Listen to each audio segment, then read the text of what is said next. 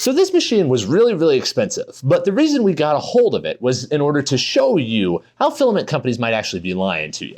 Because this is the really important thing to know about. When something like that breaks.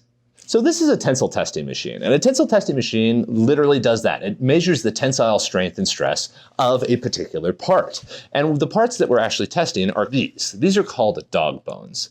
Now, dog bones are really useful because they're a standard type of shape for breaking a material or a part in some kind of a way. By having this nicking down here, you know that everything will break right there, and then you have the two ends that these clamps are able to grab onto. Now, this machine has a very precise sensor on it and very precise control of it, so that it's able to very carefully and very gradually add weight to this bar that's sitting inside of there. That way you can then see how this behaves when it's underneath stress. This is really, really useful because this isn't really done right now. These black dog bones right here are made with Tangled PLA filament, which we know is pure 4043 and Geo PLA.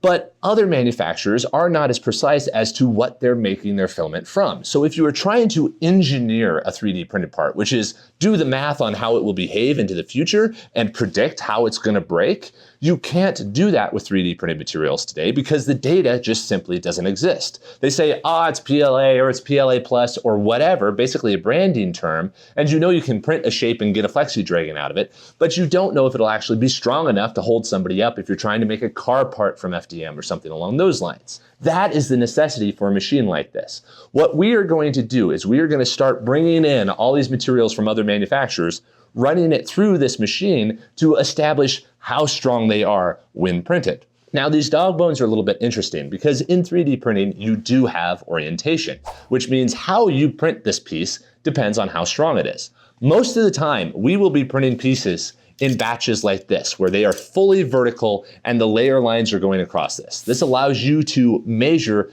the interlayer adhesion of the part when printed. However, there are cases where you want to lay the part flat. So we do have dog bone samples where the part is laid flat. That way you have strength in Z and strength in XY.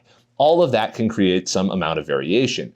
But once you have those two data points, you're able to effectively plug that data into a simulation software so that if I say, I've got a dog bone made with tangled filament, then I know that it will hold up to this much strength from just printing in general. It qualifies parts so that engineers can actually do useful work. Now, a lot of this data will be shared on the Tangled Filament website, tangledfilament.com, but we will be doing a bunch of videos over here. The next video coming out will be both a test of the Tangled PLA filament, as well as test of different types of carbon fiber, because these are really commonly misunderstood and are really useful to understand the variation between different manufacturers and how much carbon fiber actually affects the strength of a material. So do make sure that you subscribe down below, and we would like to very officially thank all of our Kickstarter backers who helped sponsor this machine so that we can start building out all of this testing data so that you guys are able to know how a part will behave once it's actually 3D printed.